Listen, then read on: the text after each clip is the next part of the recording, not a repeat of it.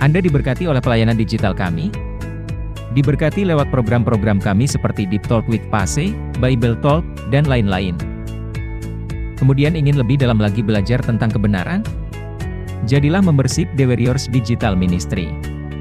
Khusus yang mau benar-benar belajar tentang semua yang berbau Alkitab, tentang tafsir, tentang kebenaran yang lebih dalam, maka dengan join membership channel YouTube The Warriors, semua kebutuhan dan kerinduan tadi akan lebih terpuaskan.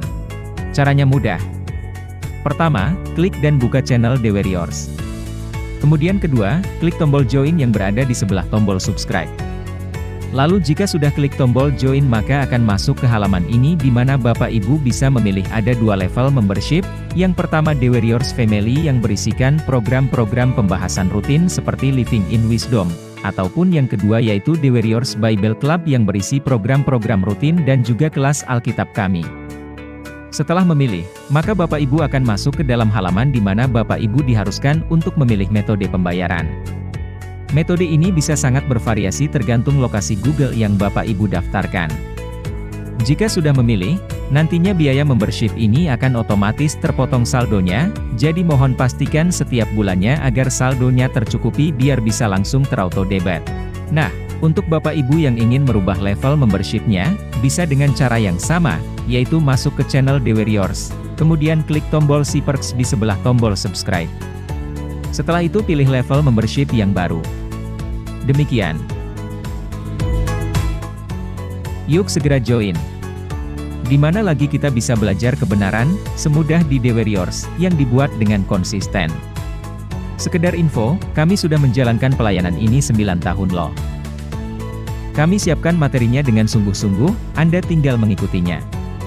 Di mana saja, kapan saja, selama sinyal HP dan Wi-Fi ada, juga selama pulsa internet tersedia. Jadilah orang Kristen yang bijak di akhir zaman bersama The Warriors Digital Ministry. Menjadi keluarga besar dalam Tuhan di komunitas The Warriors. Kami juga mengundang semua Bapak Ibu, di setiap Jumat malam tepatnya jam 7 WIB, dapat mengikuti fellowship online lewat Zoom meeting bersama Pase. Di mana di dalam fellowship ini tidak hanya kita dapat berkoinonia dengan gembala dan juga keluarga besar JKI2, tetapi kita juga bisa berdiskusi tanya jawab secara live, mendalami khotbah minggu sehingga kita bisa memahami lebih sungguh. Di mana nanti di dalam acara ini juga akan ditutup dengan saling mendoakan. Jadi jika berminat dan ingin mengikuti program ini, maka bisa menghubungi nomor admin di nomor 0813 8732 9300, dan pastinya acara ini free. Kami tunggu, sampai berjumpa, Tuhan Yesus memberkati. Shalom semuanya, senang kembali dalam program Deep Talk with Pase. Kita akan melanjutkan tadarus Alkitab kita, yang di episode ini kita akan coba merenungkan Yeremia atau kitab Yeremia pasal 43. Dan saya mengajak semua sebelum kita mulai, tundukkan kepala, kita berdoa bersama. Maka Bapak, terima kasih buat hari ini, buat segala anugerah, buat segala hal yang Kau berikan kepada kami. Terima kasih. Dan kami ingin melanjutkan tadarus Alkitab kami. Doa agar kami mendapatkan rema setelah melakukannya. Sehingga dengan rema itu kami bisa mengarahkan setiap langkah hidup kami sampai kami akhirnya mati, dan semua yang kami kerjakan nanti itu bisa menyenangkan Tuhan. Jangan satupun kami yang Kau lalui, kami siap diberkati. Haleluya. Amin. Bapak Ibu biji mata Tuhan, kita siapkan Yeremia pasal 43 ya. Sama-sama kita siapkan Alkitab kita. Peganglah tanganku, Roh Kudus, setiap hari. Ku tak dapat jalan sendiri,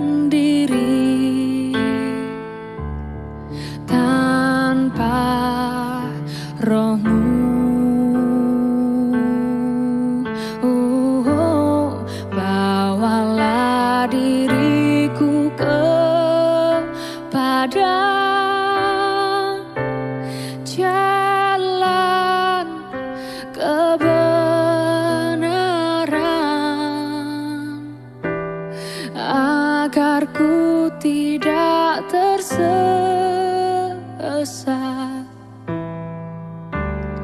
mengikuti jalan-Mu.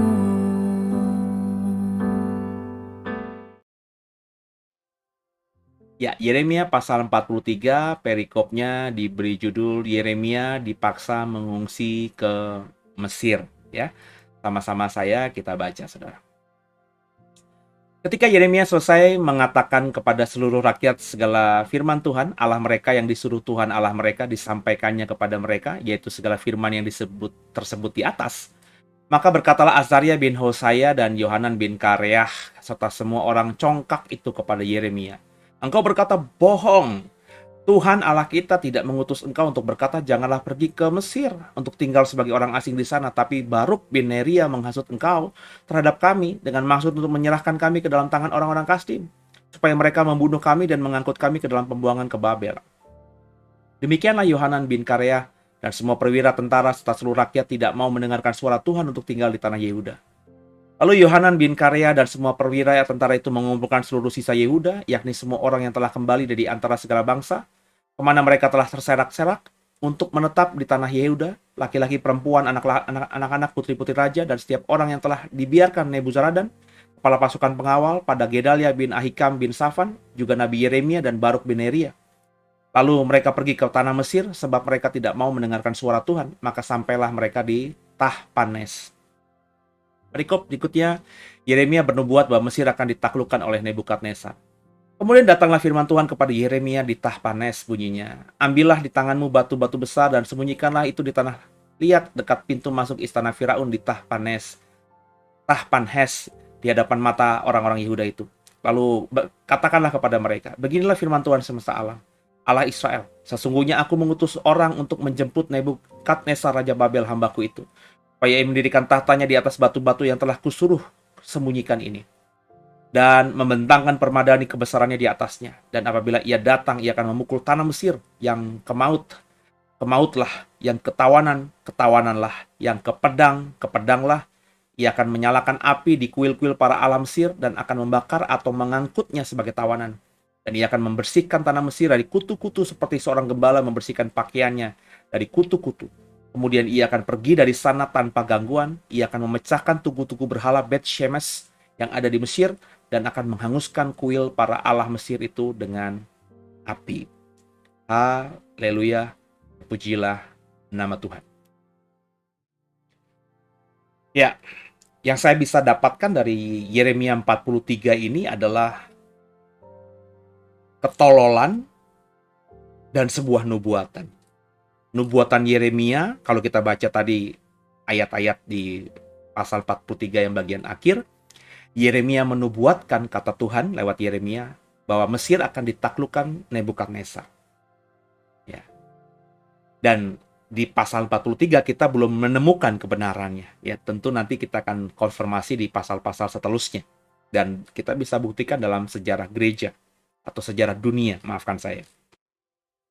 Tapi yang mau saya bahas di sini adalah rema yang Tuhan taruhkan ke saya adalah kembali ketololan. Maafkan saya kalau saya pakai bahasa yang kasar gitu ya. Sebab mestinya orang-orang Yehuda yang tertinggal ini sudah tahu Yeremia itu siapa. Dalam berkali-kali nubuatannya, Yeremia itu menubuatkan hal yang presisi, yang tepat. Dan Yeremia itu selalu kalau menubuatkan bukan membuatkan hal-hal yang enak saja, tapi juga hal-hal yang pahit. Dalam konteks Yohanan dan semua orang Yehuda lari ke Mesir, mencari perlindungan ke Mesir, kan Yeremia sudah mengingatkan di pasal sebelumnya bahwa dengarkan Tuhan, stay di tanah Yehuda, kalau kau ke Mesir kau akan dibinasakan. Mestinya mereka dengan kepala sehat ya, sekali lagi ini kan nggak butuh keintiman dengan Tuhan, logika saja bermain. Makanya saya berkali-kali kalau Bapak Ibu perhatikan dalam sepanjang minggu ini, jangan mengambil keputusan dengan rasa, dengan perasaan, dengan feeling. Ya.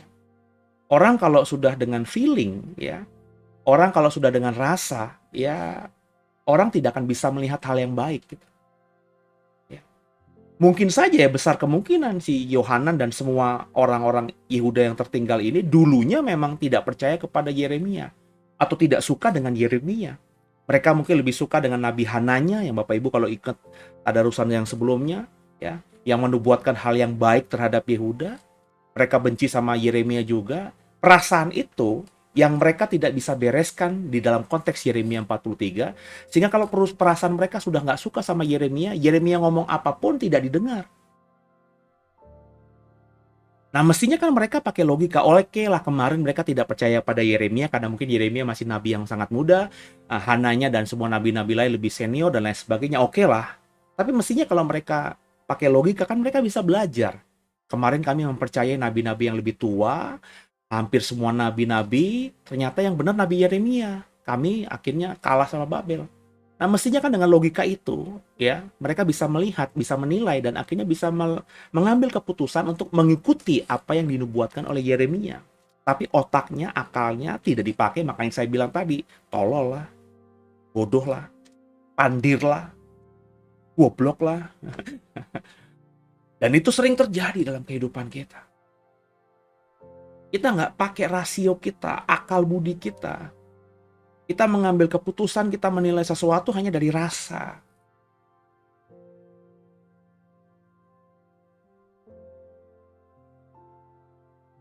Memang penting juga rasa, tapi rasa itu kan hati ya. Hati kan ditaruh Tuhan dia di sini.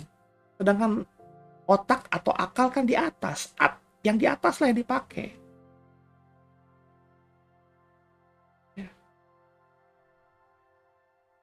Sebagai manusia mestinya paham tentang hal ini. Kenapa Tuhan taruh otak di atas bukan di bawah? Hati kenapa nggak Tuhan taruh di atas? Bisa nggak kalau Tuhan mau mah? Kalau Tuhan merancangkan sejak awalnya mah, dia bisa lah.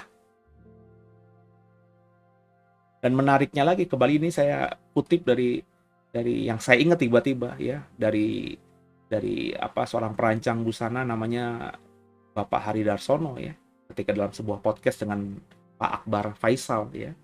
Dia berkata, manusia tuh harusnya berpikir dengan mengambil keputusan dengan akal, bukan dengan hati. Tapi meskipun harus dengan akal dalam hubungannya dengan Tuhan, semua agama mengatakan bahwa orang itu kalau berhubungan dengan Tuhan, kepala ditaruh di bawah, sujud maksudnya. Ya. Kepala direndahkan di bawahnya dalam hubungannya dengan Tuhan. Tapi dalam hubungan dengan sesama, dalam hubungan dengan apapun di dunia, otak itu di atas. Maka ngambil keputusan harus dengan otak, bukan dengan rasa. Ini yang memang sudah saya pahami, cuman bahasanya Pak Hari Darsono ketika ngomong itu ya termasuk mempengaruhi saya gitu ya. Sehingga saya sekarang ini memakai bahasanya dia. Kan kalau Bapak Ibu ikuti khotbah saya sejak lama kan saya selalu bilang, beriman terus pakai logika. Jangan cuma pakai rasa. Sebab kalau ukurannya rasa, ketika rasa terluka, ketika sesuatu yang kita imani, kita percaya tidak tergenapi, kita bisa tidak lagi percaya sama Tuhan. Itu yang saya lihat dengan banyak orang Kristen di luar sana yang kecewa sama pendetanya, atau mungkin kecewa sama saya. Akhirnya tinggalkan pelayanan, tinggalkan Tuhan dan lain sebagainya. Katanya sebelum kecewa, ya Tuhan segala-galanya. Tapi faktanya mereka kecewa sama hamba Tuhan, kecewa sama saya, kecewa sama apapun, tinggalkan Tuhan, tinggalkan pelayanan. Artinya kemarin ketika mereka mau menempatkan Tuhan yang terutama, mereka mau melayani karena Tuhan, itu mereka ambil keputusan itu karena rasa, bukan karena otak. Saya ketika mengambil keputusan untuk melayani Tuhan pakai otak. Sehingga ketika gereja saya mengecewakan saya dengan otak mengambil keputusan terus melayani Tuhan. Iman saya kepada Tuhan itu bukan karena gereja selama saya. Ya, saya bertobat karena pelayanan mereka. Saya kenal Tuhan seperti ini juga karena buah andil gembala saya yang dulu, gereja saya yang dulu. Iya, tidak bisa dipungkiri. Itu sejarah kok, track record saya seperti itu. Tapi saya mengambil iman kepada Tuhan tuh pakai otak. Sehingga ketika gereja mengecewakan saya, ada hamba Tuhan mengecewakan saya, ketika rekan-rekan yang ngakunya pendeta, rekan-rekan saya di gereja lama saya juga mengecewakan saya. Bahkan memfitnah saya dan mempercayai fitnah itu. Saya tetap melayani Tuhan sampai hari ini, udah 10 tahun lebih. Kenapa? Karena keputusan saya melayani Tuhan itu saya landasi karena akal, karena logika, karena otak, bukan karena rasa. Sehingga kalau rasa ini terlukai, saya tidak akan terpengaruh. Kan begitu yang benar, saudara. Ya. Jadi, ya itu fakta. Saya mau ngomong agak panjang lagi, cuman ya nanti malah saudara salah paham dengan omongan saya gitu. Jadi saya keep aja. Tapi kurang lebih itulah yang mau saya sampaikan, karena itulah yang Tuhan taruhkan ketika kita baca Yeremia 43 tadi. Kan tolol, kan bodoh. Yehonya itu tidak percaya sama Nabi Yeremia dan nubuatannya. Padahal selama ini nubuatan Yeremia lah yang tergenapi, yang terjadi.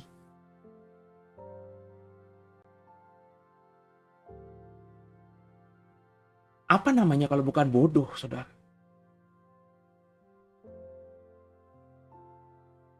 Jangan sampai saudara, orang Kristen akhir zaman yang dengarkan saya di program Deep Talk with Pase ini jadi orang Kristen yang bodoh.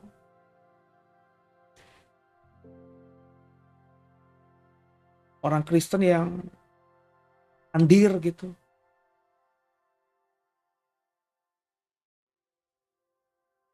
Orang Kristen yang dalam kehidupan sehari-hari ngambil keputusan nggak pakai otak. Cuma karena rasa. Wah, orang itu baik kayak rasanya nih. Ya, kelihatannya baik ya, aku ikut dia lah. Nggak bisa gitu, harus pakai otak. Maka dicernalah, dipelajarilah orang itu yang kau anggap baik itu baik beneran apa enggak. Kalau cuma kau lihat baik di mimbar doang ya ngapain, saudara? Karena di mimbar pun setan bisa jadi malaikat kan. Kan berkali-kali saya bilang begitu. Kalau saudara dekat dengan orang itu ya cari tahu orang itu. Tapi kalau saudara jauh, misal saudara mau mencari tahu saya gitu kan ya. Ah, saya kan tinggal di Papua, di Sulawesi, di Kalimantan, di luar negeri. Gimana saya bisa kenalin Pase? Kalau saya tinggal di Jakarta mungkin ke Serpong lebih gampang gitu. Orang Serpong pasti ada lah yang kenal sama saya. Tinggal dicari tahu aja saya karakternya gimana. Kalau saudara tinggal di luar pulau, di luar negeri, gimana bisa mencari tahu saya? Kan nggak bisa. Kalau nggak bisa, lihat rekam jejaknya. Kan begitu.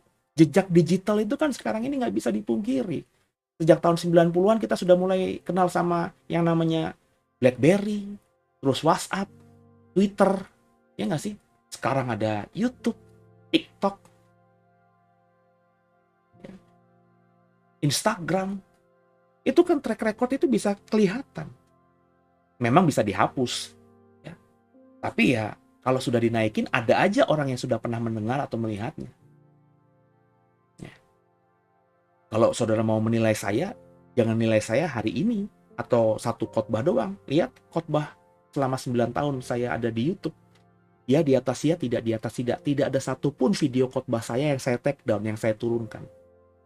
Meskipun hari ini tafsiran saya dengan saya yang menafsirkan 9 tahun yang lalu itu berbeda.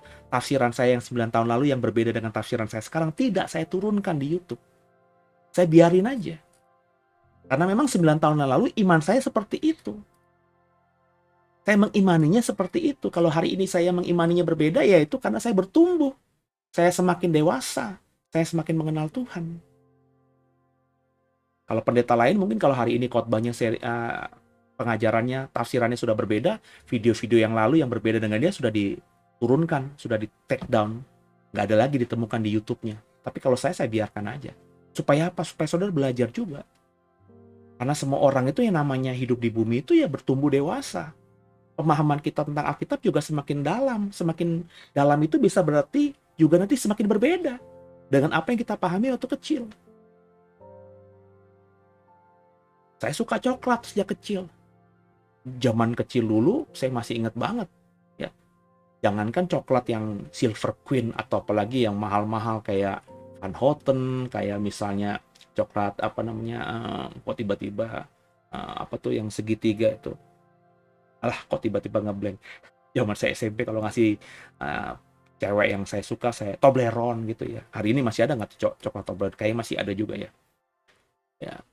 Wafer Superman, saudara. Bapak Ibu tahu yang sejaman sama saya wafer Superman, kayak juga masih ada juga, cuma tidak sengetop dulu. Zaman saya SD, TK itu wafer Superman lah, wafer kita, karena itu yang paling murah dan yang paling bisa kita beli.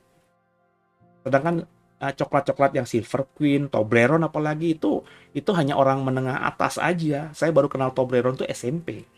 SD saya nggak kenal. Yang saya kenal ya wafer Superman itu. Coklat Superman itu. Saya udah penikmat coklat, tapi hari ini sudah kasih saya coklat yang semahal apapun, saya makan ya makan, tapi tidak akan selahap yang waktu sama zaman saya kecil. Kenapa? Saya udah mikir nih, kolesterol nggak nih, asam urat nggak nih, gitu kan ya. Lemaknya banyak nggak nih, wah nanti saya bisa gimana-gimana. Ya saya makan, tapi hanya saya bisa kontrol. Kenapa? Karena saya tahu, ya bahaya juga kalau makan coklat banyak-banyak, karena mengandung gula dan seterusnya kan, lemak dan seterusnya kan. Itu loh maksud saya, dalam pemahaman kita tentang Alkitab, tentang firman Tuhan, tentang Tuhan, sih berbeda. Ya. Kalau kita pakai otak, pakai akal, itu pasti begitu. Tapi kalau kita mainnya rasa, ya udah, jadi like or dislike gitu. Ya kalau saya suka sama A, ya A terus lah. Ya, saya mau ngambil contoh aja nih, di Indonesia ini kan ada orang yang suka banget sama Presiden Soekarno gitu. Ngefans banget sama Presiden Soekarno. Ada partai yang juga Soekarnoisme banget gitu ya. Itu saya berani yakin ya. Yang dibagikan atau yang dipelajari atau yang diimani atau yang dikagumi, yang bagus-bagusnya doang dari Soekarno.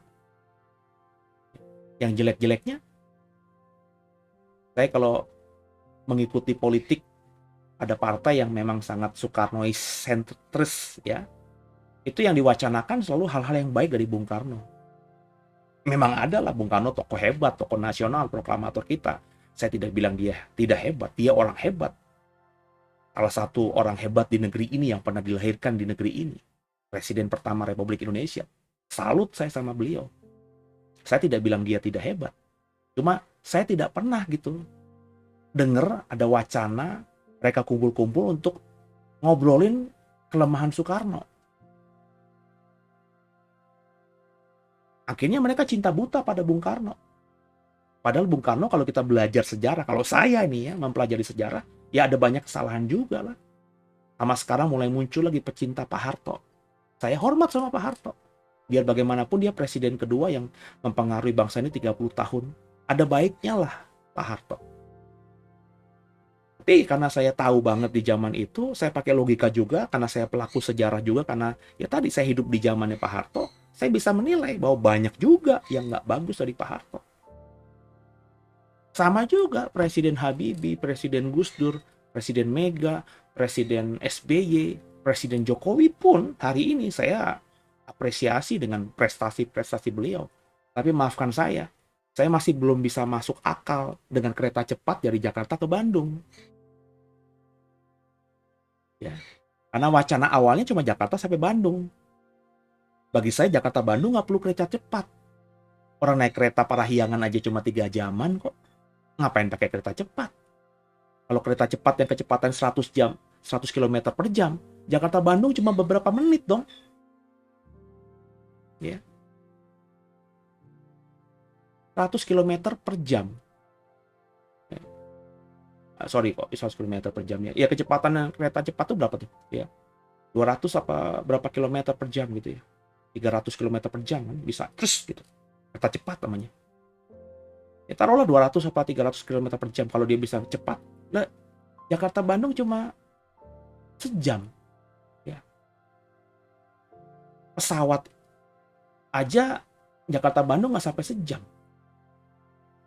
Ya. Jadi kan mendingan naik pesawat, ngapain bikin kereta gitu. Akhirnya biaya investasi besar. Hutang sana, hutang sini, itu fakta. Yang sangat Jokowis banget, nggak bisa menilai ini. Dianggapnya prestasi. Bagi saya ini sesuatu yang masih saya pertanyakan.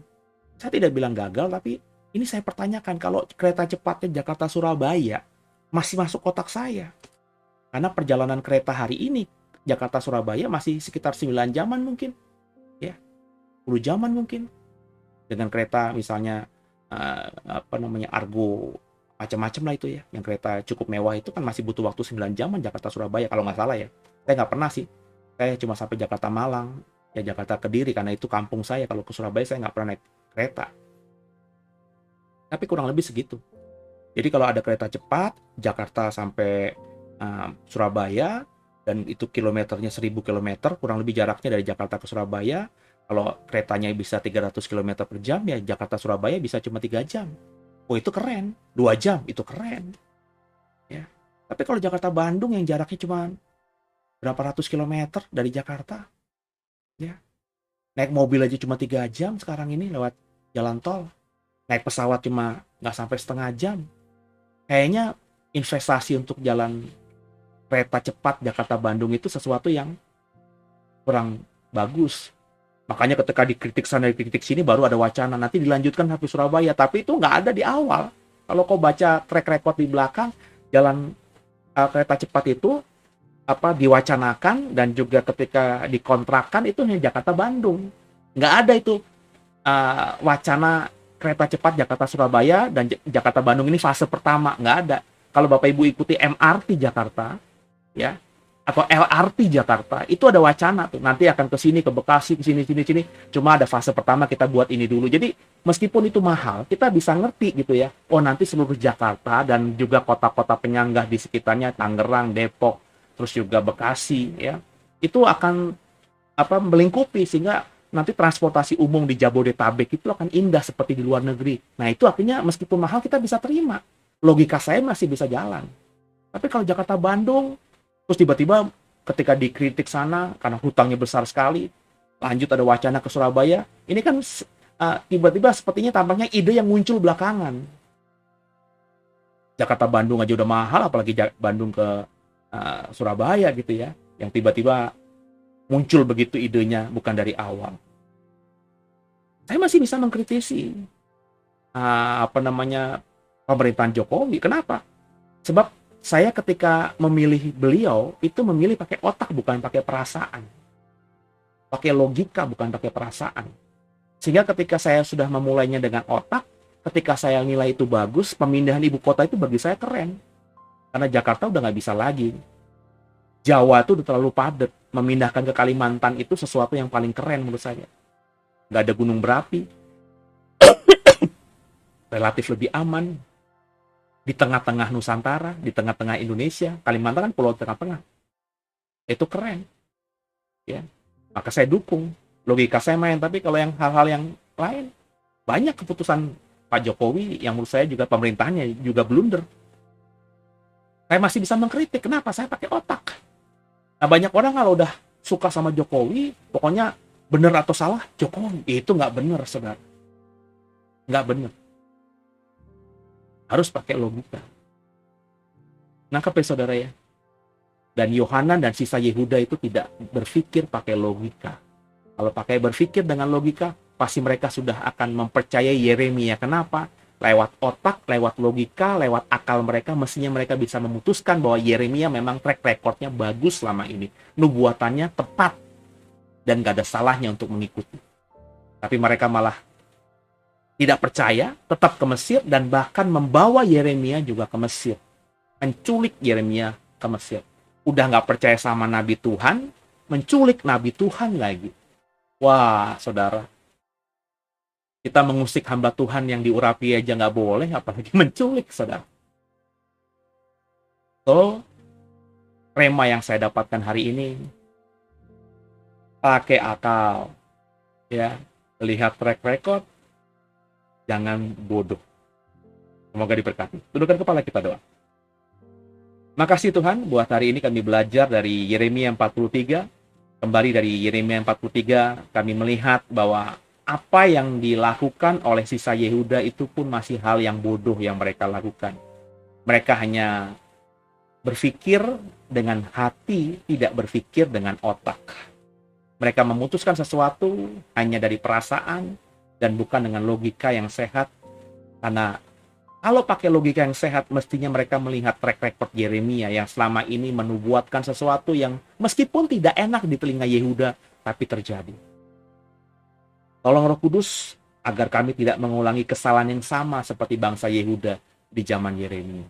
Ampuni salah dosa kami. Yesus Kristus adalah Tuhan Juru Selamat kami yang hidup, dan ke dalam tangan-Mu lah kami serahkan tubuh, jiwa, dan roh kami. Haleluya. Amin. Semoga saudara diberkati di tadarusan kita pada episode kali ini. Sampai jumpa nanti di minggu depan di tadarusan berikutnya. Dan jangan lupa nanti hari Minggu beribadah di The Way, yang di Serpong dan sekitarnya boleh datang. Gereja kami di The Way di apartemen Tripak terbuka buat saudara. Saudara yang tinggal dari Serpong jauh, ya terus ikuti live streamingnya. Terus bersama dengan kami, kalau kau diberkati lewat pelayanan saya dan The Way, ya tertanamlah di sini, ya. Menjadi jemaat online juga nggak apa-apa gitu ya. Karena saya bilang di akhir zaman ini kita butuh pengajar, kita butuh guru, kita butuh hamba Tuhan yang kita yakini ngajarnya benar gitu ya. Ya kalau saudara berdoa dan Tuhan sudah gerakkan dalam doamu yang saya ajarkan itu kebenaran, ya monggo terus ikuti bahwa dalam doa saya dan The Way, supaya saya dan The Way tetap amanah. Artinya amanah apa? Artinya amanah terus bisa berjalan sesuai dengan rencana Tuhan ya. Hari Minggu besok saya akan khotbah soal hikmat dan hidayah. Apaan tuh Pak kok ngomongin hidayah? Ya, nanti ya hari Minggu kita akan bicara soal itu, dan tentunya masih berkaitan dengan tadarusan di kitab Yeremia ini, karena pembacaan kitab Yeremia sepanjang minggu yang saya bagikan kepada saudara itu mempengaruhi hati saya dan sebagainya, dan Tuhan sering bicara kepada saya untuk sampaikan dan perdalam lewat bahasa khotbah ya. Sampai jumpa di episode berikutnya, sampai jumpa di ibadah hari Minggu. God bless you.